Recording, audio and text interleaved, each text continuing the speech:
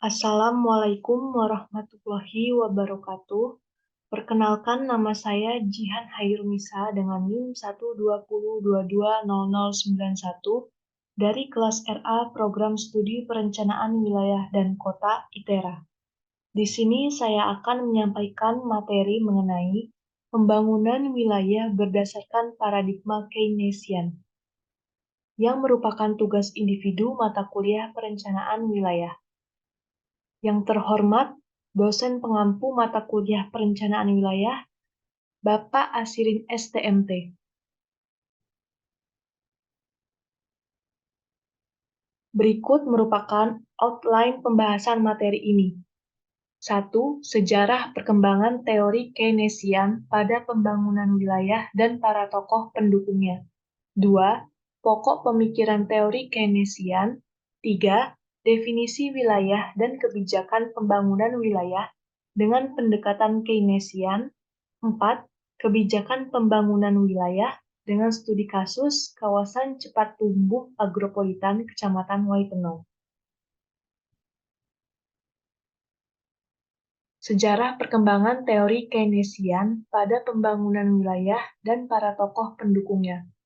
Ekonomi Keynesian yang dikembangkan oleh John Maynard Keynes adalah berbagai teori makroekonomi tentang bagaimana dalam jangka pendek dan terutama selama resesi output atau pendapatan ekonomi suatu wilayah sangat dipengaruhi oleh permintaan agregat, baik dari dalam wilayah maupun dari luar wilayah.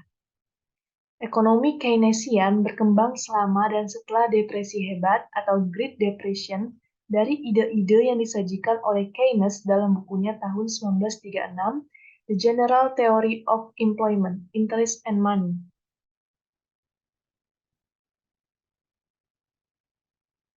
Ekonom Keynesian umumnya berpendapat bahwa permintaan agregat berfluktuasi dan tidak stabil. Ekonomi pasar sering mengalami hasil ekonomi makro yang tidak efisien dalam bentuk resesi ekonomi dan inflasi, dan bahwa ini dapat dikurangi dengan melakukan respon dengan intervensi pemerintah atau kebijakan ekonomi, khususnya tindakan kebijakan moneter oleh bank sentral dan tindakan kebijakan fiskal oleh pemerintah, yang dapat membantu menstabilkan output selama siklus bisnis. Pendekatan teoritis yang digunakan meliputi rekonstruksi Keynesianisme, stimulasi sisi permintaan, dukungan sisi supply untuk industri utama dan industri pendukungnya. Ideologi politiknya yaitu intervensi pemerintah, demokrasi sosial, kohesi, dan solidaritas teritorial nasional. Dalam memahami karakteristik ideologi politik teori-teori Keynesian, berikut ini disajikan beberapa istilah dan definisi. Yang pertama yaitu intervensi pemerintah, yaitu tindakan pengaturan yang diambil oleh pemerintah yang berupaya mempengaruhi keputusan yang dibuat oleh individu, kelompok, dan organisasi tentang masalah sosial dan ekonomi. Yang kedua, demokrasi sosial adalah gagasan bahwa negara perlu memberikan keamanan dan kesetaraan kesempatan bagi rakyatnya dan harus secara aktif menata ulang masyarakat dengan cara yang kondusif bagi perkembangan wilayah. Tetapi perubahan tersebut harus dilakukan secara bertahap, disahkan oleh penguasa yang terpilih secara demokratis mayoritas. Yang ketiga, kebijakan kohesi. Kebijakan kohesi adalah kebijakan dengan tujuan meningkatkan kesejahteraan ekonomi wilayah dan juga untuk mengatasi kesenjangan wilayah. Kebijakan kohesi adalah strategi suatu negara untuk meningkatkan dan mendukung perkembangan harmonis secara keseluruhan dari wilayah-wilayah di suatu negara.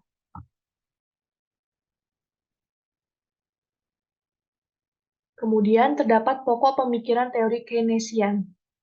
Yang pertama yaitu teori basis ekspor yang menekankan pada sisi permintaan. Artinya, perbedaan pertumbuhan wilayah ditentukan oleh perbedaan wilayah dalam pertumbuhan ekspor barang dan jasa yang dijual di luar wilayah dan atau luar negeri. Permintaan dari wilayah lain atas hasil produksi di suatu wilayah menentukan tingkat pertumbuhan wilayah tersebut. Dengan kata lain, menurut teori ini, wilayah yang mengekspor lebih besar, maka wilayah pengekspor tersebut wilayah yang lebih tumbuh perekonomiannya.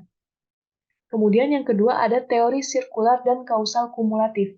Terdapat dua teori terkait penjelasan kesenjangan wilayah. Pertama, teori Myrdal, yang mengambil cara pandang dari Keynesian dan institusionalisme, atau dengan kata lain, Myrdal menjelaskan kesenjangan wilayah dengan memasukkan faktor-faktor ekonomi dan non-ekonomi. Kedua, teori Kaldor, yang menjelaskan hanya dari sisi faktor-faktor ekonomi. Kemudian yang ketiga, teori kutub pertumbuhan, yaitu perkembangan ekonomi wilayah akan memusat atau mengkutub di suatu wilayah yang memiliki aglomerasi industri penggerak perekonomian wilayah atau industri yang memiliki efek pengganda dan keterkaitan ke belakang maupun ke depan. Kemudian, terdapat teori sirkular dan kausal kumulatif Myrdal yang dijelaskan. Gunnar Myrdal telah mengklaim di dalam beberapa tulisannya bahwa hukum umum di dalam ekonomi klasik atau neoklasik tidak tepat diterapkan di dalam pembangunan negara-negara dan wilayah-wilayah terbelakang atau miskin. Teori ini menyatakan bahwa proses pertumbuhan wilayah cenderung terjadi secara melingkar dan kumulatif terkumpul pada suatu wilayah, yang pada akhirnya menghasilkan pertumbuhan wilayah yang tidak seimbang.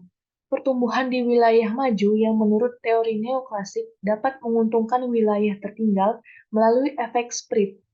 Tidak terjadi, yang terjadi adalah efek backwash yang selanjutnya dapat memperkuat kesenjangan dengan mendorong aliran modal dan tenaga kerja dari wilayah yang tertinggal ke wilayah yang maju. Gambar di atas menunjukkan bahwa kemiskinan dan keterbelakangan secara historis dikaitkan dengan 6 faktor utama dengan cara yang kompleks. Faktor-faktor ini termasuk pendidikan dan pekerjaan yang merupakan modal manusia, kepercayaan dan jaringan yang merupakan modal sosial, prasangka dan diskriminasi yang merupakan modal asosial, kebiasaan, norma dan adat yang merupakan modal budaya, nutrisi dan psikologis yang merupakan modal kesehatan, serta pendapatan dan kekayaan yang merupakan modal finansial. Gambar di samping menunjukkan bagaimana permintaan adalah inti dari masalah, dan bahwa itu saling bergantung dengan penawaran. Tingkat permintaan domestik yang kuat dengan sendirinya, dan dalam kaitannya dengan faktor-faktor lain, dapat membantu menyediakan lingkungan, di mana kepercayaan relatif tinggi, sehingga merangsang investasi pada tingkat yang relatif tinggi. Investasi dapat menghasilkan peningkatan produktivitas melalui skala ekonomi, ruang lingkup, dan learning by doing. Dengan aglomerasi spasial, infrastruktur, dan eksternalitas komunikasi yang memainkan peran penting, serta melalui inovasi.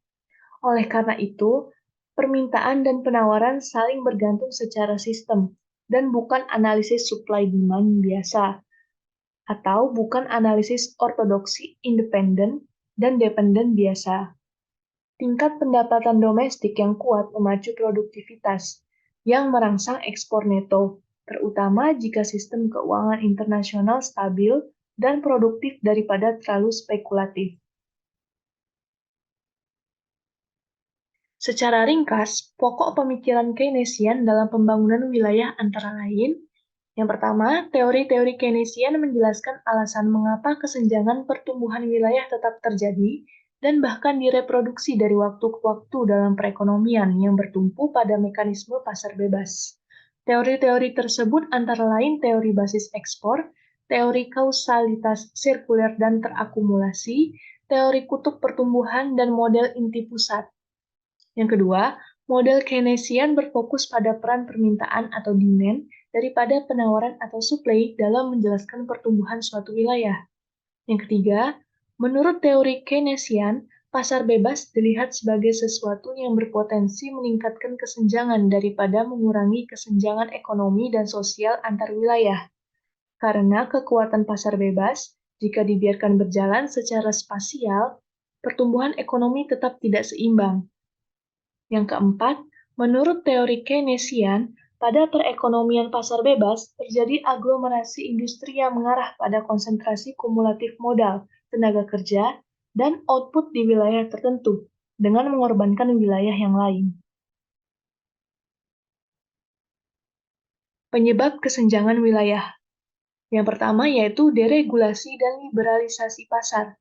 Teori Keynesian berpandangan bahwa deregulasi atau pasar bebas berdampak negatif bagi pemerataan ekonomi wilayah. Kemudian ada kelemahan struktural. Kelemahan struktural termanifestasi dalam defisit perdagangan dan kerentanan terhadap semua jenis guncangan, dari suplai pangan hingga guncangan harga minyak.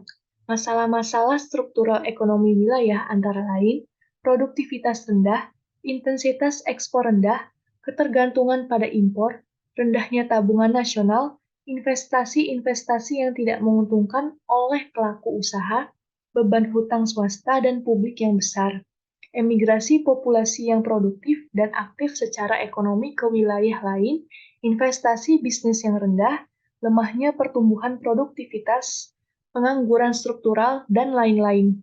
Kemudian ada investasi yang rendah atau low investment. Teori Keynesian berpandangan bahwa rendahnya investasi mengakibatkan kesenjangan wilayah. Lalu ada perpindahan atau pengurasan modal yang terus-menerus dari wilayah miskin ke wilayah yang maju, mengakibatkan wilayah miskin tetap miskin, wilayah kaya semakin kaya, atau yang disebut drain of capital to developed regions. Kemudian ada ketidakcukupan partisipatif pemerintah dalam pembangunan wilayah. Penyebab kesenjangan wilayah menurut teori Keynesian adalah karena pemerintah kurang mengintervensi dalam pembangunan, kurang dukungan pendanaan dalam pembangunan. Selanjutnya, ada definisi pembangunan wilayah dan kebijakan pembangunan wilayah dengan pendekatan Keynesian. Teori ini secara umum mendefinisikan pembangunan wilayah yaitu upaya yang memerlukan intervensi pemerintah atau upaya pembangunan yang tidak dilepaskan pada mekanisme pasar, dalam rangka mengurangi kesenjangan wilayah atau dalam rangka mencapai pembangunan antar wilayah yang seimbang. Jika diserahkan pada mekanisme pasar, maka akan terjadi divergensi wilayah yaitu kecenderungan terjadinya polarisasi pertumbuhan wilayah hanya terjadi pada wilayah tertentu. Berikut ada pendekatan untuk memperbaiki wilayah yang tertinggal. Yang pertama, kebijakan proaktif di tingkat wilayah. Sebuah pendekatan proaktif fokus pada mengatasi masalah sebelum masalah tersebut muncul. Kebijakan proaktif bisa lebih menantang dalam hal kesulitan secara politis untuk mendapatkan persetujuan dari pengambil keputusan kebijakan untuk berkomitmen mendukung dengan anggaran dan sumber daya yang ada untuk mengatasi masalah yang belum terjadi. Lalu, ada investasi publik pada infrastruktur. Teori Keynesian berargumentasi bahwa di dalam ekonomi bisa terjadi depresi dan kegagalan pasar. Oleh karena itu, tingginya pengeluaran publik diperlukan untuk memperbaiki perekonomian mencapai level yang tinggi dalam memberikan lapangan pekerjaan. Ini berimplikasi pada perlunya investasi publik di infrastruktur akan meningkatkan pendapatan ekonomi wilayah. Investasi publik sebagai prinsip di dalam makroekonomi sebagai alat untuk meningkatkan pertumbuhan jangka panjang. Kemudian ada kebijakan pembangunan wilayah. Kebijakan pembangunan wilayah untuk mengatasi kesenjangan antar wilayah menurut teori Keynesian antara lain, bantuan untuk wilayah secara ekstensif. Bantuan wilayah adalah uang yang diberikan oleh pemerintah untuk membantu wilayah yang mengalami masalah ekonomi. Kriteria wilayah yang dibantu yaitu wilayah yang memiliki standar hidup yang rendah, kawasan tertentu yang perlu dibangun untuk membutuhkan bantuan. Contohnya yang ada di Indonesia yaitu sejenis dana alokasi umum, dana alokasi khusus, dana otonomi khusus, dan dana desa. Tujuan dari kebijakan ini yaitu untuk meningkatkan perekonomian wilayah yang tertinggal dan untuk meningkatkan kohesi ekonomi wilayah. Lalu, terdapat bantuan otomatis atau automatic assistance, atau subsidi modal dan tenaga kerja secara otomatis. Automatic assistance adalah bantuan finansial yang diberikan kepada perusahaan-perusahaan jika perusahaan menetap di wilayah yang tidak unggul atau wilayah yang mengalami permasalahan ekonomi. Seiring dengan bantuan otomatis, hibah modal dapat diberikan kepada perusahaan yang menetap di wilayah yang kurang unggul, bahkan tanpa syarat, dan bahkan banyak bantuan finansial dapat diberikan kepada proyek-proyek yang menciptakan sedikit pekerjaan.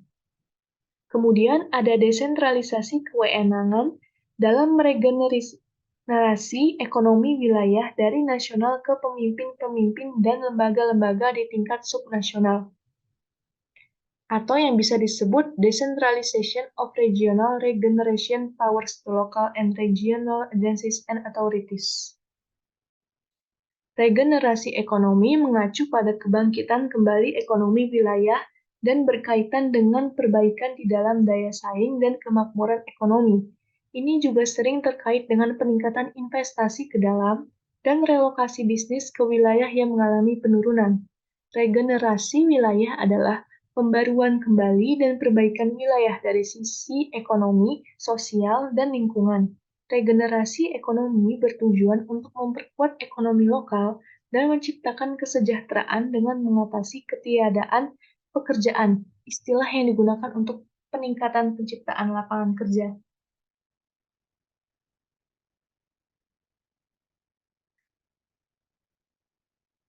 Pengendalian pembangunan industri.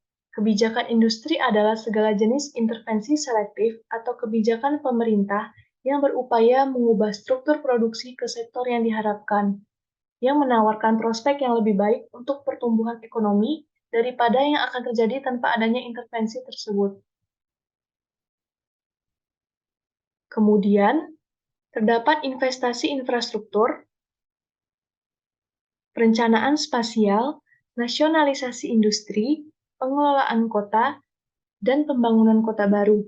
Lalu, ada stimulasi atau dukungan untuk industri yang berorientasi ekspor, inovasi kelembagaan perekonomian, serta pembangunan kawasan-kawasan industri yang bisa menggerakkan efek berganda, seperti industri otomotif, kimia, di wilayah yang tertinggal. Contohnya yang ada di Indonesia yaitu seperti di kawasan ekonomi khusus yang dibangun di luar Jawa.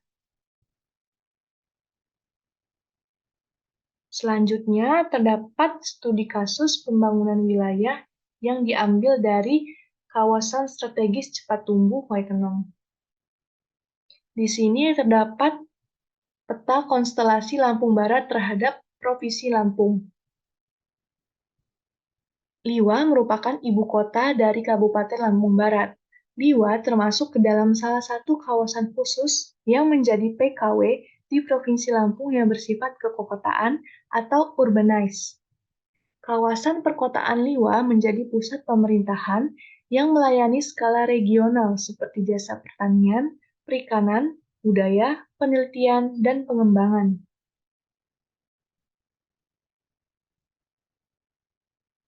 Selanjutnya, terdapat peta kawasan strategis cepat tumbuh yang ada di Kabupaten Lampung Barat. Terdapat 5 kawasan strategis. Yang pertama yaitu kawasan strategis cepat tumbuh agropolitan Waitenong sebagai pusat dan 5 kecamatan sebagai penunjang, yaitu Sumberjaya, Kebun Tebu, Gedung Surian, Air Hitam, dan Sekincau. Lalu ada kawasan strategis cepat tumbuh pariwisata. Di kawasan wisata terpadu Seminung Lombok Resort, Kecamatan Lombok Seminung, dan Kampung Wisata Pekon Hujung, Kecamatan Belalau. Lalu ada kawasan strategis cepat tumbuh, kawasan Sekuting Terpadu dan sekitarnya di Kecamatan Balik Bukit. Kemudian ada kawasan strategis cepat tumbuh konservasi Kebun Raya Liwa di Kecamatan Balik Bukit, dan yang terakhir ada kawasan strategis cepat tumbuh energi geotermal di PLTP Sekincau Suwoh. Selanjutnya, kawasan strategis Kecamatan Waitenong. Di sini dilampirkan peta administrasi Kecamatan Waitenong, Kabupaten Lampung Barat. Dalam Rencana Tata Ruang Wilayah atau RT/RW Provinsi Lampung telah menetapkan beberapa kawasan strategis Provinsi Lampung berupa kawasan agropolitan. Kawasan agropolitan tersebut ditetapkan di Kabupaten Lampung Barat, tepatnya di Kecamatan Waitenong. Hal ini tertuang dalam Peraturan Daerah Nomor 1 Tahun 2012 tentang Rencana Tata Ruang Wilayah Kabupaten Lampung Barat tahun 2010 hingga tahun 2030. Kecamatan Waitenong menjadi satu-satunya kecamatan yang ditetapkan sebagai kawasan cepat tumbuh agropolitan di Kabupaten Lampung Barat. Kemudian di sini terdapat potensi dan masalah yang ada di Kecamatan Waitenong. Potensinya yaitu terdapat beberapa potensi wisata yang ada di Kecamatan Waitenong, seperti Kawah Gunung Sekincau, sawah bertingkat di Desa Simpang Muter Alam, air terjun dan puncak Mabarjaya, air panas putih, dan lainnya. Lalu, Kecamatan Waitenong menjadi salah satu dari 4 kecamatan yang merupakan penghasil sayuran terbesar di Kabupaten Lampung Barat. Kemudian, jenis tanah andosol yang ada di Kecamatan Waitenong sesuai untuk budidaya tanaman kopi robusta dan hortikultura seperti wortel, kol, tomat, dan cabai. Iklim yang mendukung dan lahan yang strategis di Kecamatan Waitenong memungkinkan besarnya pertumbuhan di bidang pertanian. Lalu, masalah yang terjadi di Kecamatan Waitenong yaitu tingkat kriminalitas di Kecamatan Waitenong cukup tinggi. Menurut RPJMD Lampung Barat tahun 2017 hingga tahun 2022, Kecamatan Waitenong termasuk daerah rawan bencana. Kemudian, sebagian besar infrastruktur jalan pada desa-desa pusat produksi dan pengolahan di Kecamatan Waitenong memiliki kondisi yang tidak memadai, dan sebagian lahan yang fungsinya hutan lindung dialihfungsikan menjadi kawasan perkebunan. Sekian yang dapat saya sampaikan. Apabila ada salah kata, saya mohon maaf. Terima kasih. Wassalamualaikum warahmatullahi wabarakatuh.